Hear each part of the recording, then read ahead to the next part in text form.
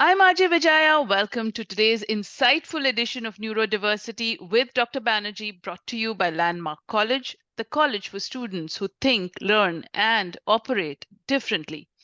Today, we embark on a crucial conversation addressing neurodiversity in the workplace.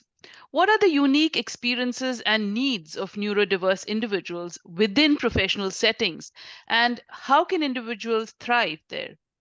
Helping us explore all this and more is my guest, Dr. Manju Banerjee, Landmark College Learning Disabilities and Neurodiversity Ambassador at Large. Welcome, Dr. Banerjee. Great to be with you, Vijaya, again. As always, really enjoying our sessions, and thank you so much for doing this. Absolutely. Mhm. So today we're talking about neurodiversity in the workplace, and what can you tell us about old versus new thinking about neurodiversity in the workplace? Can you talk about the changes that have occurred and evolved in hiring practices? Yeah, a great question to kick off today's session. Mm-hmm. So, I want to start by saying that success in the workplace for neurodiverse individuals has to be a two-way street Mm. between the employee and the employer. It can't be just, well, employees have to hone up on their interview skills or job readiness skills and so on. The employer has Yeah. to also create an environment that is Mm. receptive and open to Mm. hiring neurodiverse individuals. So Mm-hmm. the old thinking used to be, I have a job, from the employer's perspective. So the focus used to be the job. Yeah. And then the job had certain requirements, certain competencies, and then the employers went around looking at job applications for skills of individuals who would fill that job, Mm-hmm. fill that job. So the focus was still the job. Now, the new thinking is, here is an individual who has unique skills. How can I mold the job to bring Mm. in this person? What can I do to make the job fit the skill set of the individual? So then Yeah. the individual becomes the focal point. Right. I'll give you an Mm-hmm. example which maybe will help our audience to better Yes, understand. please. That would be great. Mm-hmm. So, in many post-secondary institutions, when you want to bring in a really well-known, well-respected faculty member, Yeah. and the faculty member is willing to move to your geographic location where your college is based, Mm. they'll say, but my wife or my partner is not willing to give up his or her job unless you can find something else. And the university will say, okay, we can maybe look at another department or another position so that we can get the package deal. Mm. So they will, but Yeah. the university will try different ways to get the person that they really want. Mm. Same type of thinking, new thinking is happening with these companies that are hiring neurodiverse individuals. They really want that individual because of the unique perspective and skill set that Mm. neurodiverse individual will bring to their company and their organization. And the next part then of the responsibility is for these companies to find that way to find a way to match the job to this particular person. Mm-hmm. And they're Mm. recognizing, so it's not a Pollyannic thing. Yeah. This brings in profit, so they are being driven by profit. Yeah. So it The- is very heartening for a neurodiverse individual to realize that they're really wanted for their skill set by these companies. yes. Yes. Yeah. That is actually great to know that they want it for the skill set and not just as a, what is the word, as a charity concept or something. Yeah, They yeah. want them to be there. Token, yeah, Mm-hmm. For token them. Mm-hmm. diversity. Yeah, Yeah. absolutely. Well, Absolutely. navigating the intersection of neurological differences and professional success with Dr. Manju Banerjee, Landmark College Learning Disabilities and Neurodiversity Ambassador at Large. You're listening to this presentation brought to you by Landmark College, personalized assistance not found at most traditional colleges. degree programs for students and professional training for educators. You can check them out at landmark.edu. And what's more, they have a Bay Area Success Center right here in San Mateo. All you need to do is to call them at 408 505 4170, or again, visit landmark.edu/success center. So, Dr. Banerjee, heartening though that is, employment of neurodiverse individuals still lags behind those who are neurotypical, right? So, what are some of the challenges that are faced by neurodiverse individuals in navigating the workplace? Yeah. At the previous session, I had talked about Yeah. executive function challenges and differences in perspective taking and perspective orientation. I'm going to add to that list. So one of the things, and this is targeted specifically to our young adult folks who are coming straight out of college, neurodiverse young adults looking for employment in the workplace. Mm-hmm. And one of the things that often happens is an unrealistic expectation and understanding of self. Many of these students, as students, have often used this as a coping mechanism where you feel I can do anything and I can do everything. And then the expectation then is, well, I want to land this dream job straight Yeah. out the gate. I want to earn $150,000 at my first job, Yeah. etc., etc. Those are unrealistic expectations. And unfortunately, I've seen this a couple of times Mm-hmm. that I was working with at Landmark. Yeah. They lost the job opportunity, the particular position, Yeah. because they were holding out for something bigger, something better. When you're just starting your job search, it's more important to focus on, will this give me the training or an entree into an area of interest? Yeah. What is the long-term opportunity that taking a job like this will offer? Those are the questions that you need to ask, rather than having an expectation Yes. that you're going to be in your dream job, Yes. your first job. Mm-hmm. Doesn't always happen. So Happen. expectations can derail you. That's Yeah. number one. Number two, you have to, depending on what the company is. Not every company has these non-traditional interview and application process. So there are many, many companies, because if you didn't think of the other company, then you're going to lose out on the Yes. whole spectrum of jobs that Yeah, are I out. know you had spoken to us about like Microsoft and Yes, Dell and all of these companies have that, where they yes. cater to neurodiverse individuals in terms of the interviews and the way they conduct that. But not Correct. everybody's going to have that. Absolutely. So you still have to prepare for the interview process. And what I recommend is you want to have an entire team behind you. Don't feel I can do it myself. Even the best individual who is an expert in interviews can always do with some more tips. Yes. So have a team and Yeah. practice the interview skills that you might face. The interview process is different now because we Yeah. live in a digital age. Mm-hmm. I know some companies, for them, the interview is giving you a task and giving you a week in which you have to finish that task. And you do it sitting at home. Okay. But guess what they're looking at? They're looking at, how long did you take? Yes, you have a week, but did you finish it in 4 days and come up with the answer and submit it? Did you look, what sites did you visit to Yeah. gather information? So all these are really, really important skills. And so finding out how to prepare Yeah. for an interview in the 21st century is really important.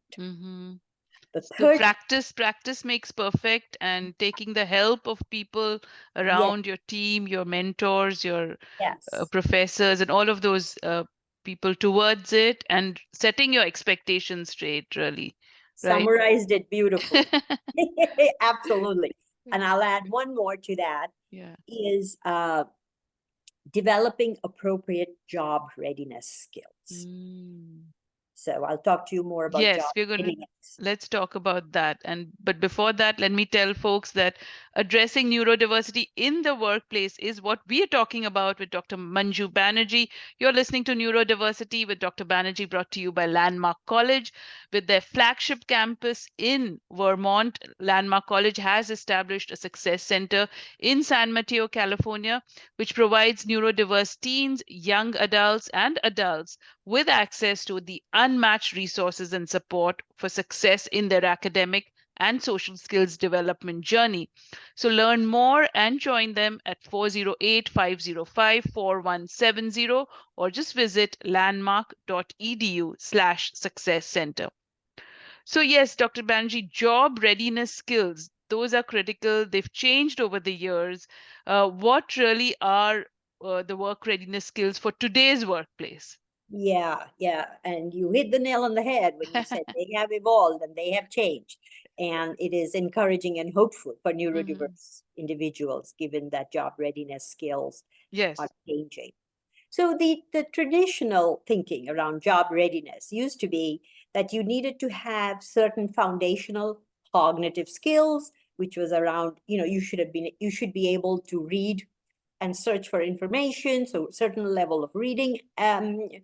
skills, Mhm. aptitude, a certain level of knowledge um, in the area in which you're applying for the job. So background knowledge, applied a kind of a baseline level of applied mathematics. You should know how to locate information. These are all the cognitive skills. Mhm. But in addition to that, you needed to have what in the field used to be known as soft skills. And these soft skills were skills like how do you interact in the water at the water cooler, for example, Mm. or Yeah. for now in the remote world, how do you interact on a Zoom chat or Teams meeting and so on. Yeah. And those skills, both those skills used to be equally important. Yeah. But Mhm. the new thinking is that as long as this individual is able to do the job, then I don't really need all the soft skills of Mm. how to dress for work, how to talk in a meeting, how to be quick on your feet and respond immediately. Y- Otherwise, Yeah. you're not participating. Yeah. All of those things are not don't carry as much weight Oh, as, really? oh, Oh, okay. yes. Oh, That's yeah. interesting. Uh-huh. I'll tell you, it's partly because we have now moved about three-quarters of the workplace to the remote Remote. individuals. Yes. So Mm-hmm. it's a different type of soft skill.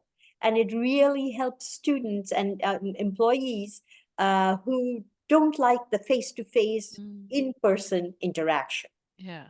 And employers are recognizing that. And they are, like you said, cutting them some slack, Mm-hmm. not having Yeah. job readiness soft skills. Uh-huh.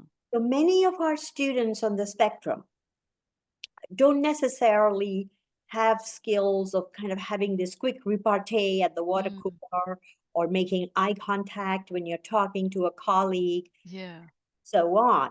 But Yeah. that may not have that much importance to an employer who's hiring this neurodiverse individual to Right. do a very specific job. Job. Okay. So they like focus on the job and all of the extraneous things can be set aside. Yeah, Mm-hmm. at least they're not as important. Yeah. They're, Mm-hmm. so job skills which focus on the specific competencies for the Yeah. job and the cognitive competencies Mm-hmm. rather than the social niceties Mm. is become more and more important. Wow. So That's something, I mean, that's a very critical aspect that has very been encouraging, very very, encouraging. Absolutely. very You said that. encouraging. Mm-hmm. Absolutely. So, folks, offering a vibrant and personalized education experience for students with learning disabilities through a variety of majors, both online and, of course, in person. And then there's summer programs and supporting your transition at college as well. Landmark College, based in Vermont, has its success center right here in San Mateo, California. Check them out today at landmark.edu/success center or call them at 408-505-4170 4170. And we're talking with Dr. Banerjee on navigating the big bad workplace, how to do it as a neurodiverse individual. And Dr. Banerjee is giving us some very relevant and very encouraging tips as well as you are listening. Hopefully, you're listening and taking notes on all that she's talking about. So, Dr. Banerjee, neurodiverse employees need workplace accommodations as well, right? So, what is a reasonable accommodation, and can you share some examples around that? Absolutely. So as we know, accommodations Mm-hmm. are mandated under the Americans with Disabilities Act for any place of employment that hires 15 or more employees. Mm-hmm. And if you are qualified as an individual with a disability, now I'm using the language of the Americans with Disabilities Act, Uh-huh. then you may be entitled to reasonable accommodations. And typically, the accommodations have been, and again, in the past, have been around access and, in particular, physical access. So, Mm. if there is an employee who uses a wheelchair Yeah. and they need to get into the cafeteria, you can't set up a space on the side, a side room, and say, okay, we have a couple of vending machines here, and Mm. therefore you have access to the cafeteria. That doesn't work. So, an accommodation is anything that is a change or an alteration to the Mm. application and hiring process, to the job itself, and to the work environment that gives an equal opportunity for the individual to be able to access the resources needed to complete the job. Okay. So, Uh-huh. so one of the things I want to make another very clear difference is there are two different types of accommodations that people in the workplace need to consider. Mm. One is, of course, physical access, and we know about those. Those are pretty obvious.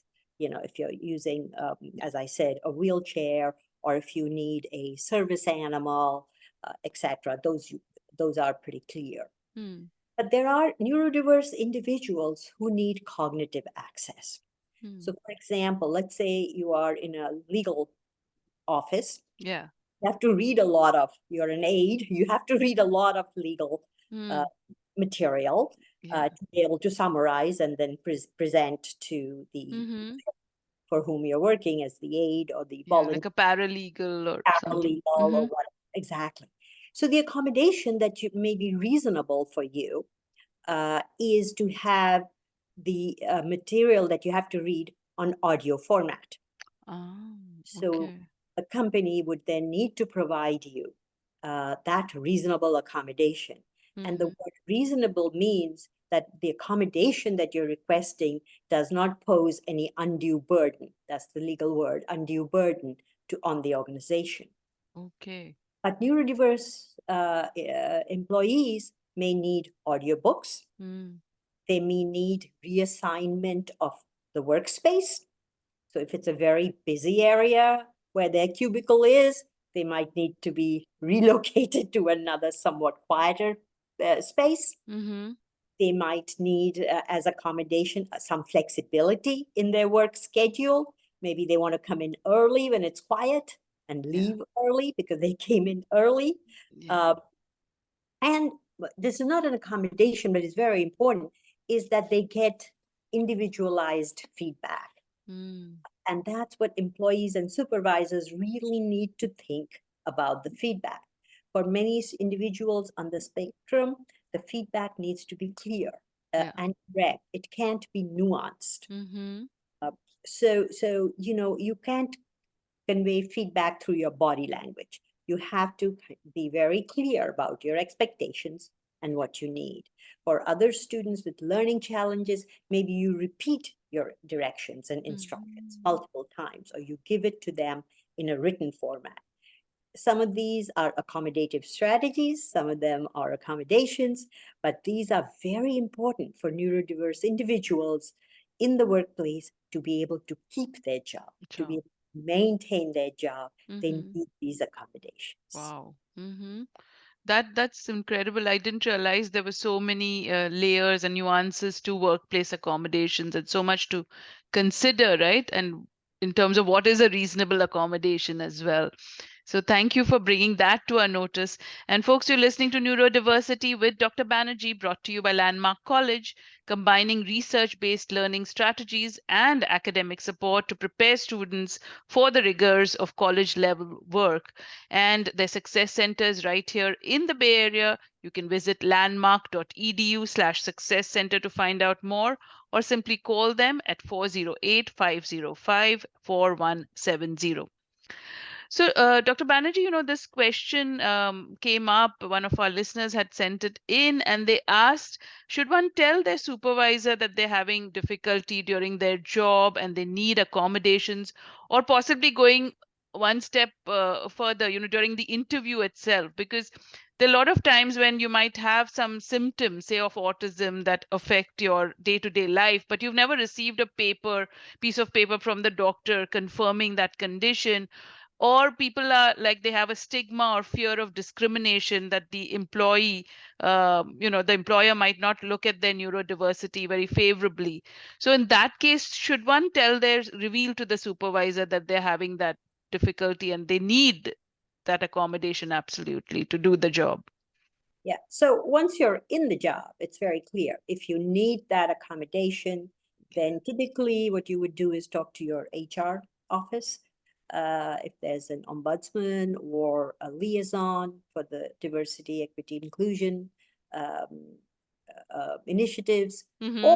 or if you know of another neurodiverse individual within the company, because companies at the end of the day also have their own personalities, Yeah. their own workplace Yeah. identity, if you will. Mm-hmm. So how Very to true. navigate that? You might ask another individual who you think has been sympathetic and might be helpful. Mm. However, having said that, however, please do be careful. Don't be too trusting, because many neurodiverse individuals are very trusting. Just because a person is friendly at work doesn't mean he or she automatically is your friend. Oh. So the definition of friends can be very different, and it's, as we all know, can be even more different in the digital space. Mm. So sometimes it is you want to take some time, is what Yeah. I want to say. Mm-hmm. Gauge when is the right moment to talk to your supervisor. If your supervisor is in a hurry, that is not a good time. Yeah. But you can definitely talk about accommodations, such as I mentioned, the space, needing to be in a quieter space, Mm. needing some flexibility within your schedule, needing to use audiobooks. And not all accommodations have to be automatically discussed with your supervisor. Some of them you can do on your own, Yeah. like getting these audiobooks. Mm. You can Okay. join national organizations like Recording for the Blind and Dyslexic, that has a tremendous library of Mm. audiobooks. The Gutenberg Project, another one. So you can, and we now have built-in screen readers within our computers Yeah. to read the text to us. Mm-hmm. So there's many technologies that you can use yourself.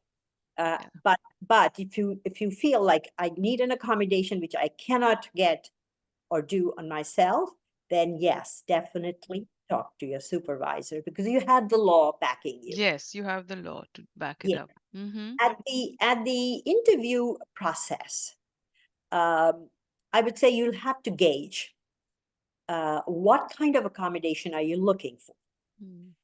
If the accommodation is like you need more time to answer some questions and you have to sit down in front of a computer, answer questions, you need more time, you can talk about it. And one hopes at the other end, the employer is understanding Yeah. the need. But Mm. unfortunately, that is an area where we still need to educate. And therefore, I would say get a sense of the company that you're looking to apply to. Mm-hmm. Look at the website, Yeah. see if the word neurodiversity crops up in any of their postings on their website. Mm-hmm. Depending on that, make a decision. Decision. Mm-hmm. I do want to add one more point, but I'll let you say what you need to say, and then I want to give No, an we're almost out of time. Yeah. So if you could, yeah. I'll tell you very quickly. I want Mm-hmm. to give you an example because these are not necessarily accommodations, but these are practical things that happen. Here's, let's say, Raj. Mm, He's just come out of college.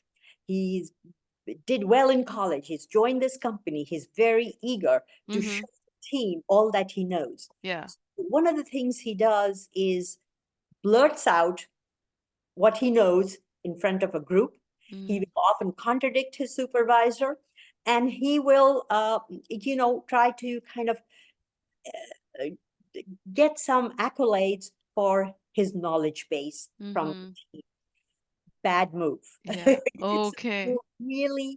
because you're making your supervisor defensive right off the bat. Mm-hmm. So my advice to neurodiverse employees, especially ones who are just joining the workplace, yes, accommodations are important and definitely talk about them, but Mm, also be aware of different traits which may not work in the workplace. In a yeah. classroom, if you speak up and share your knowledge, the teacher and the faculty member will praise you. Mm-hmm. And if you do that and show up your supervisor, the supervisor will not be pleased, especially if it's in a public forum. Very So, true. so there's Yeah. a whole Thank host. you. Thank you for bringing us all of that and spotlighting this very real issue of approaching neurodiversity in the workplace. And there is certainly that need to educate, the HR, the managers and colleagues around neurodiversity and their obligations towards neurodiverse employees as well. So thank you again, Dr. Banerjee, for that. And of course, Landmark College is on hand to help you every step of the way. Reach out to them at 408-505-4170 or just visit landmark.edu/success center to learn all about their success center in San Mateo. And of course, if you have questions on any aspect of neurodiversity, send them my way at vijaya@radiozindagi.com. Join us every Thursday, 3:30 p.m. for another very enlightening edition of Neurodiversity with Dr. Banerjee, brought to you by Landmark College. I'm RJ Vijaya. For now, keep listening to Radio Zindagi. Ji Eja.